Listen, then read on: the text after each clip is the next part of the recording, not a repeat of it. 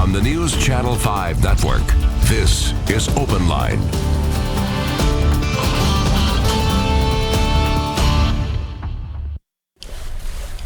Hello, everyone. Welcome to OpenLine. Look at this. Full house, full panel, and a great opportunity tonight to learn about an issue that impacts so many people and to learn about what's being done in research and ways that we can all pitch in. We want to hear your stories as well. We're talking about breast cancer awareness. Happy to have with us Dawn Eaton, CEO of the Susan G. Komen of Central Tennessee. Thank you for being here, Dawn. Thank you. Dr. Ben Ho Park, Professor of Medicine, Oncology at Vanderbilt. Thank you for being here. Thank you. Talking about the research. And Namaste Anderson, a survivor. Thank you for being willing to share your story. My pleasure. Thank you. All right, so let's talk about Susan G. Komen. What is that?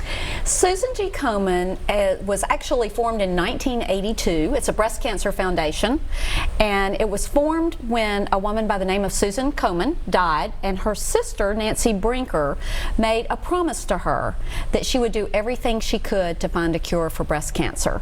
So we have 60 affiliates across the country, and we actually raise money to then be invested back into the communities that we live in for the needs that are special to that community, and then also for research to find a cure to breast cancer. We're going to talk about the research that's being done here in a moment, but you have a mission, right? We do. Boil it down. The mission is what? It is very simple. It's to save lives. And the way that we do it are two different ways. One is we provide services in the community to primarily men and women that are uninsured or underinsured, that might not have some of the same resources that others might have. And then the second is to invest in breakthrough research to find a cure and prevent cancer. And what are we talking about numbers-wise? And I'll ask you this, Doctor. I mean, how many people are impacted by this?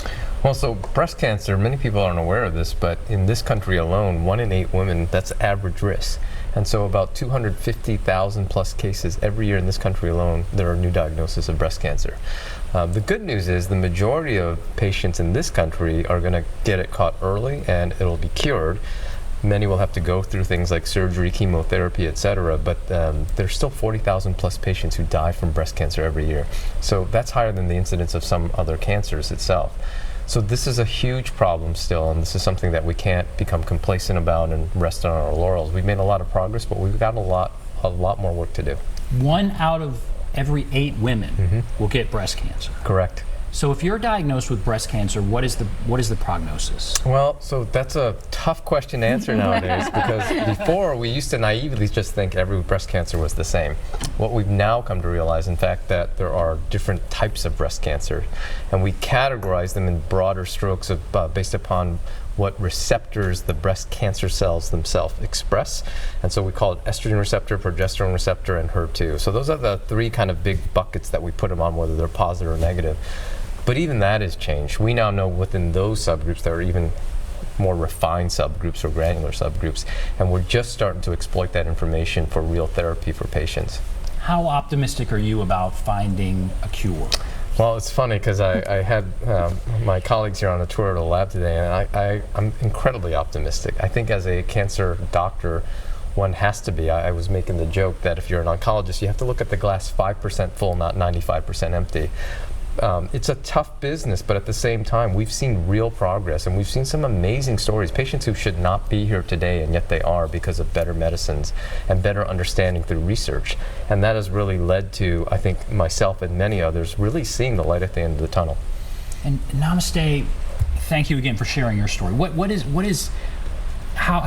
did you learn you had breast cancer? I guess tell us what happened in your case here. Yes, so I was 28 years old when I was diagnosed with breast cancer, and I had been recently married a little over a year, and it was devastating. I didn't have a family history of breast cancer. I didn't know anybody who had breast cancer that was under the age of probably 60 at the time, so it came out of nowhere.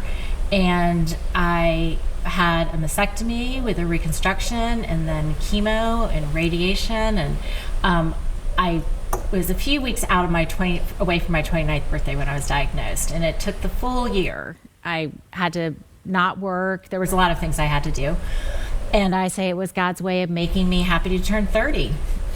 Wow. And I've been cancer-free ever since. And I was stage 3 when I was diagnosed. It was very aggressive, but I've just been really lucky. And I think it has a lot to do with luck for me personally. And I've had a lot of friends who haven't been as fortunate. They've done all the right things, and they've either are continuing to face the battle of fighting breast cancer actively, or they've passed away. So 2 things stand out to me there: your age, Right. how young you were, and there's no family history. And so how unusual is it for somebody that young with no family history to get breast cancer?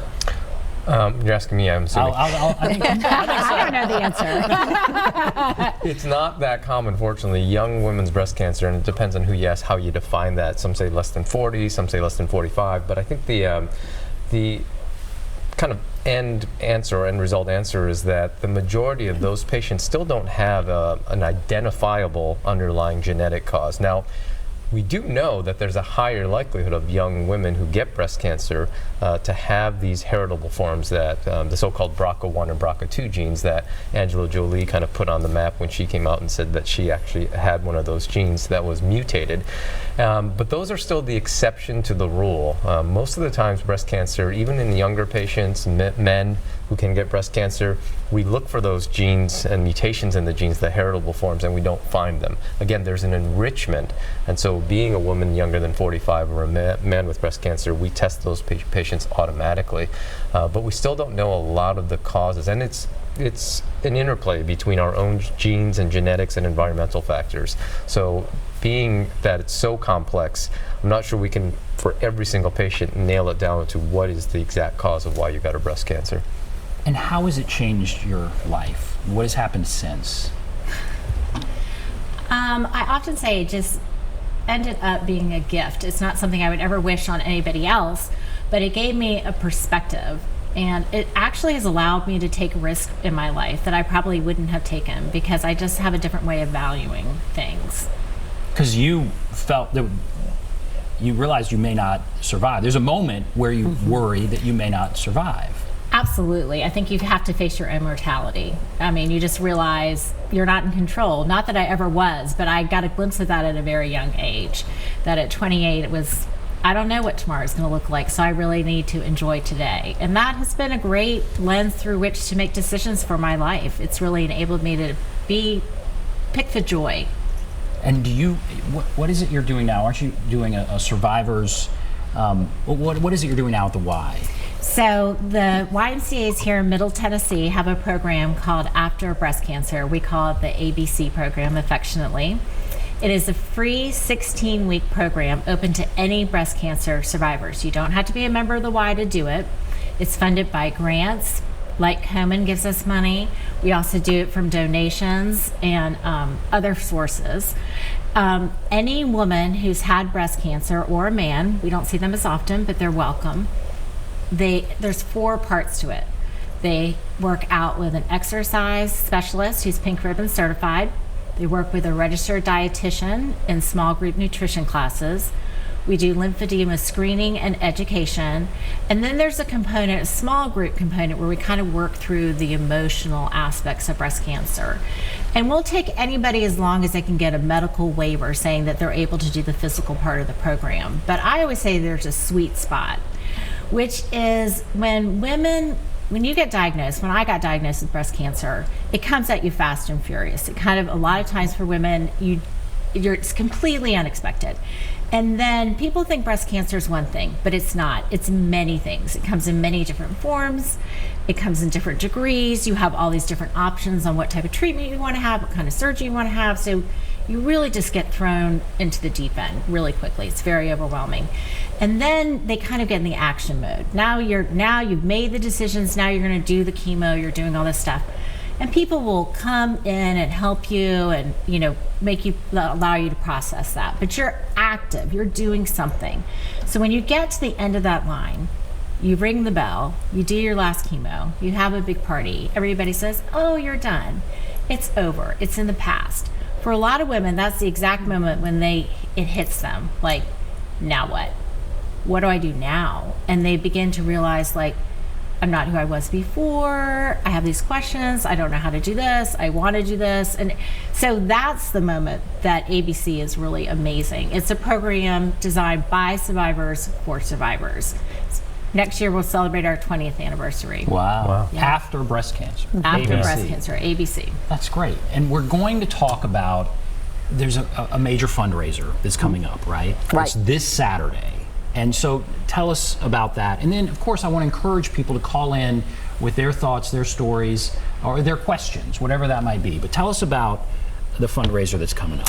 So the fundraiser on Saturday morning starts at 7 a.m. The village opens, and then at 9 o'clock the actual walk, but it's called the More Than Pink Walk. A lot of people know it as Race for the Cure, because that's what history has been, but we've changed platforms this year, and we've just made it an event that everybody can participate in. You know, with a race and a 5K race, you know, some people might not be able to participate, and this way everybody gets to participate. We've made it a platform where it's also educational, it's fun, but you actually get to learn. So for instance, we have a research tent, and in the research tent you can actually go in and look in a microscope and see breast cancer, or breast tissue that is cancerous and breast tissue that is healthy, so you can kind of learn the difference. You can also learn by a mannequin, if you will, where breast cancer can metastasize to. So there's some educational components throughout the day that are really going to make it quite interesting for folks to learn a little bit more about the disease. This is the biggest fundraiser of the year. It is. Right? It is. The most important event. It is. And how do you spend the money? You raise how much money, and where does it go? So out of every dollar that we raise, 25 cents goes to breast cancer research, to people such as Dr. Park and others. We nationally gave $26 million this year. Komen is the #1 nonprofit organization that gives money for research next to the U.S. government. We're the largest. Wow. So research is a big component, but then the other 75 cents of every dollar stays in the local community. So we have 41 counties in Central Tennessee, and we provide grants to programs such as the ABC program and other programs that do either educational work or mammography, again, to uninsured and underinsured folks. And I guess I could ask all of you this, but what do you think the biggest misunderstanding people have is? And I guess you all have different perspectives, but when it comes to breast cancer, is there something that you think you would like people to understand better, or they have a big misunderstanding? And I'll start with you, doctor, then I'll come back to you. I think this is probably pretty universal, and you've all heard this. I think when a patient is diagnosed with breast cancer, because nobody's really thinking about cancer until they're diagnosed, or if they've known someone who's diagnosed, they think that's a death sentence. That's it. I'm going to die. I'm definitely going to have to get chemotherapy. I'm going to go through this. And the reality is nowadays, most patients in this country diagnosed with breast cancer are going to be diagnosed at an earlier stage. The majority are going to be cured. And lots of them now are not getting chemotherapy because we have better tools and a better understanding of the biology that that's not really going to affect their overall outcome. And so there's a lot of myths that people still have from watching television or reading on the internet that this is a uniformly lethal disease, and that is not the case. As I said earlier, it is still the case that we have 40,000 deaths every year from this disease, but that's because there's so many women diagnosed with this disease. But it is not a death sentence, and I think Namaste is a living example of this. But I do also share what you said, and that really resonates with me, because I've had many patients where it's not during the treatment where the real kind of demons come out, it's afterwards, wondering, am I cured? What's going to happen next? And I think that that's another area, so kudos to you and you for funding this. That's a huge area right now, survivorship. Fascinating. Okay, I'm overjoyed to hear what you just said, that there is such a high rate of people being cured, and chemo is not always, that's great. Is there, what is the biggest misunderstanding, you think? What would you like people to know? I mean, I think it is that fear factor that happens in the timing of that. I think, honestly, that people think when you're done with the treatment that you're done and that it's behind you and that it doesn't, but it changes you. And you're a different person on the other side of that. And that might really be the time when somebody needs to show up for you. And that's why I love doing this program. That's what I hear for these women, that they think they're all alone and they're not. And when they come and they do these groups, that's the magic. That you're with 6 to 10 other survivors and you begin to connect and see how, even if they didn't have the exact same surgery or do the same treatment, there is something in common. There is kind of that bond and sisterhood. It's not something you want anybody else to experience, but it's really magical when you have it. Mm-hmm. Well, and that, speaking of the sisterhood and that bond, that's a lot about what Saturday's about. We actually have a survivor walk, and it's quite emotional for whether you have had cancer or not, just to see the courage and the sisterhood, if you will, that and the bond that as they walk around holding up signs of how many years they have been survivor. And it could be a year, and in some cases it might be 31 years. Wow. So it's quite powerful, and it's very encouraging and hopeful. And I will say, as a person who's done that walk many times, many years, it is always surprising to me how emotional it is, how much that means to me. To be with that group of people as a collective doing the walk, and then for all the people that cheer you walking out. It's really amazing. And I tell women all the time, do that just once at least, just so you can feel that support. Yeah, that support and the bond, okay, so-and-so has survived this many years, and there you can immediately talk about your experience. That's a great idea. Well, and I think it's just hope. You realize it's not a death sentence, and that there really is a lot of hope, not only in seeing what other women have been through, and men, but then also hope for the future, and the future of research and where we're going. Because, all right, I think we have to take a break, but then we'll come back and talk about where were we 10 years ago. I think people like to hear this. Where were we 10 years ago, and where are we now? And then hopefully where will we be in the next 10 years? We are making progress. Absolutely. And so that's great to hear.